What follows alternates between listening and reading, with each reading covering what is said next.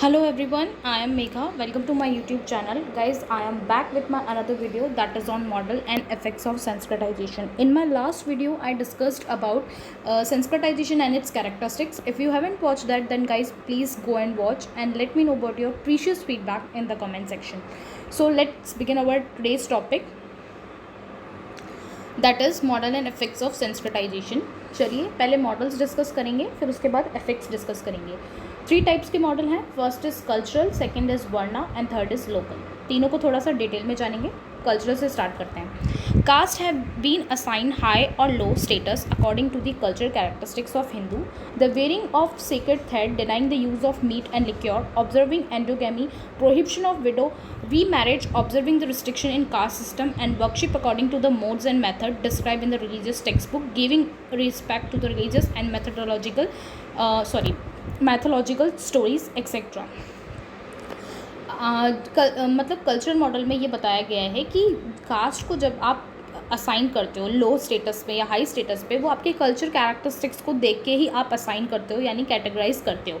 जैसे हिंदू होते हैं, जो हिंदू में ब्राह्मण्स होते हैं वो सीक्रेट थ्रेड पहनते हैं, ठीक है, मीट और एल्कोहल नहीं लेते हैं, एंडोगैमी प्रैक्टिस करते हैं.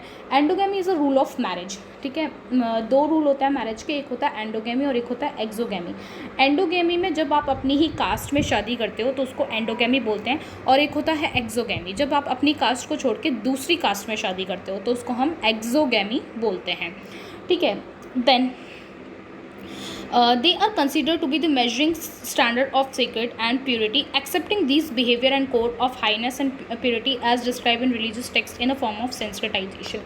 आपकी कास्ट को हाई और लो उन लोगों ने कैसे कैटेगराइज किया? आपकी कल्चरल प्रैक्टिस को देख के. इसी से वो मेजर कर रहे थे कि आपकी जो कास्ट है वो कितनी ज़्यादा प्योर है, ठीक है, कितनी ज़्यादा सेक्रेड है, कितनी ज़्यादा पवित्र है, ठीक है. तो कल्चरल मॉडल में आपकी जो कास्ट असाइन होगी हाई और लो कैटेगरी के अकॉर्डिंग, वो आपकी कल्चरल प्रैक्टिस को देख के, यानी कल्चरल कैरेक्टरिस्टिक्स को देख के होगी. ये था हमारा कल्चरल मॉडल.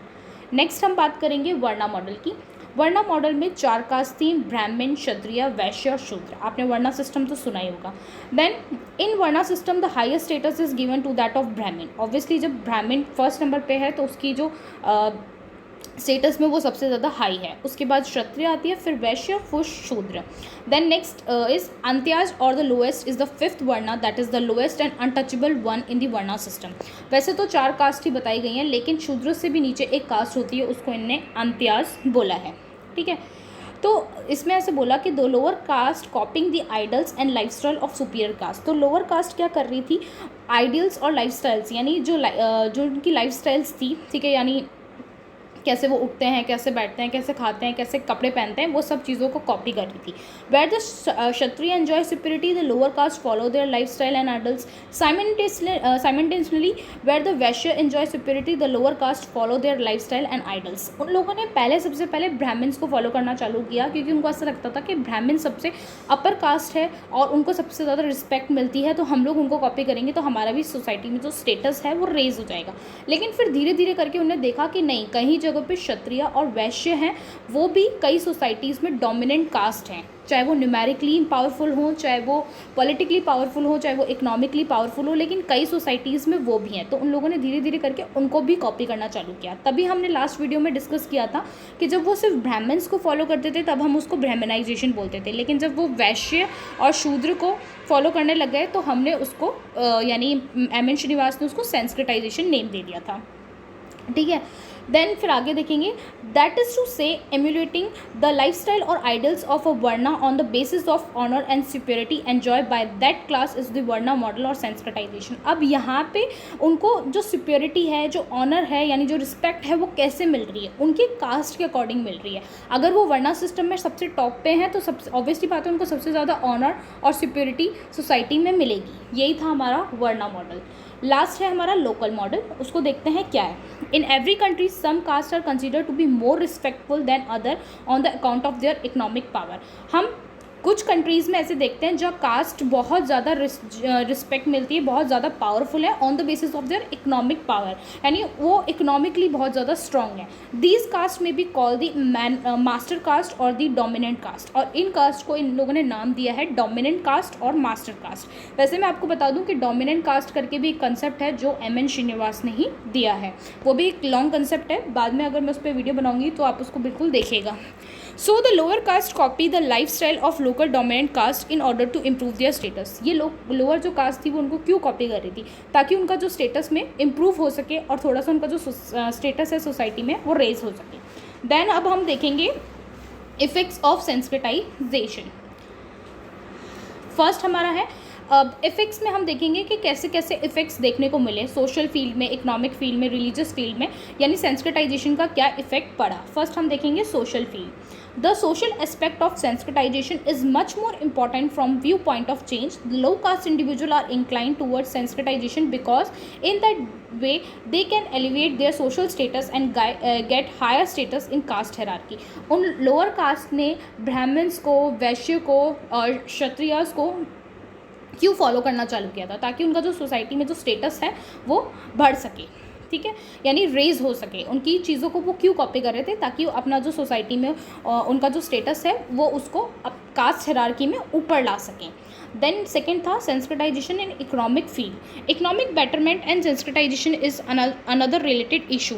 उनका इकोनॉमिकली वो बेटर हो पाएंगे नहीं होंगे ये एक अलग इशू है, लेकिन lower caste have given their unclean occupation to raise their economic status because clean trades are a symbol of social life. यानी जो लोअर कास्ट थी उनने अपने इन अनक्लीन ऑक्यूपेशंस भी छोड़ दिए, यानी जैसे बोलते हैं ना जो शूद्र जो होते हैं, यानी जो लोअर कास्ट होती है वो साफ़ सफाई करने का काम करती है, वॉशरूम्स क्लीन करना, रोड्स क्लीन करना, कचरा उठाने का काम वो करती है, तो वो अनक्लीन ऑक्यूपेशंस पे आते हैं। तो उनने वो भी छोड़ दिया ताकि उनका जो सोसाइटी में जो स्टेटस है वो इंक्रीज़ हो, यानी रेज हो सके, और इसी वजह से उनने जो क्लीन ट्रेड्स है वो चालू कर दिए, क्योंकि अनक्लीन ट्रेड्स जो करते थे वो उनको ऐसा लगता था इसी वजह से हमारा जो सोसाइटी में जो स्टेटस है वो लोअर है, तो उनने वो चीज़ें भी छोड़ दी। Then sensitization in religious field. अब रिलीजियस फील्ड पे क्या इफेक्ट पड़ा। Sensitization also can be observe in religious fields like Brahmins many of lower caste people put on their sacred thread. जैसे ब्राह्मण्स लोग जो वो एक सेक्रेड थ्रेड पहनते हैं ना, जिसको जनेऊ बोलते हैं, वो जो लोअर कास्ट थी उनने भी पहनना चालू कर दिया ब्राह्मण्स को कॉपी करके। They also go to their temple regularly and perform aarti and bhajan. उन्हीं की तरह उनके टेम्पल में जाना और भजन और आरती करना। They have left prohibited food. उनने मीट और लिक्योर भी खाना पीना छोड़ दिया। एंड अनक्लीन ऑक्यूपेशन, जो हमने पहले वाले पॉइंट में डिस्कस किया कि उनने जो अनक्लीन ऑक्यूपेशंस थे यानी कचरा वचरा उठाना वो सब भी छोड़ दिया। Even they have specialized in performing ceremonies like Brahmins, और इसी वजह से वो ब्राह्मण्स की तरह एक्सपर्ट हो गए रिलीजियस सेरेमनीज परफॉर्म करने में, ठीक है। फिर हम देखेंगे सेंसिटाइजेशन इन लिविंग पैटर्न। अब लिविंग स्टैंडर्ड में क्या फ़र्क पड़ा। The living pattern of lower caste have also sensitize like higher caste, they also get pucca house built for them. पहले वो ऐसा होता था कि लोअर कास्ट जो होती थी वो बोल सकते हो आप कच्चा हाउस में रहती थी, फिर उनके अब मतलब है कि पक्का हाउस में रहने लग गए वो, एक ये चेंज आया। Now they sit along with the higher caste on the courts without any fear और हेसिटेशन। अब वो हायर कास्ट के साथ जब भी साथ में बैठते थे तो उनको बिल्कुल भी शर्म नहीं आती थी, एक डर नहीं होता था, एक झिझक नहीं होती थी, हेजिटेशन नहीं फील होती थी। They also keep their houses clean and put on dresses like the higher caste. और ब्राह्मण्स को देखते देखते उन्होंने अपने घरों को भी साफ रखना चालू कर दिया और हाइजीन मेंटेन करने लग गए और उन्हीं की तरह ड्रेसअप होने लग गए, ठीक है। तो ये 4 पॉइंट्स हमने देखे, जो हमने देखा कि ये थे इफेक्ट्स ऑफ सेंसिटाइजेशन। गाइस, ये जो सेंसिटाइजेशन वाला जो टॉपिक है वो मोस्ट इंपॉर्टेंट टॉपिक है। यूपीएससी में तो बहुत बार पूछा जाता है ये क्वेश्चन, तो आप इसको अच्छे से देखें, ज़्यादा से ज़्यादा लोगों के साथ शेयर करें, और आपको इस वीडियो में कोई भी डाउट हो तो कमेंट सेक्शन में ज़रूर बताएं। So guys, this is all about sensitization. If you like my video, then do like, share and subscribe, and don't forget to give your precious feedback in the comment section. So till then, take care, bye bye, and see you in the next video.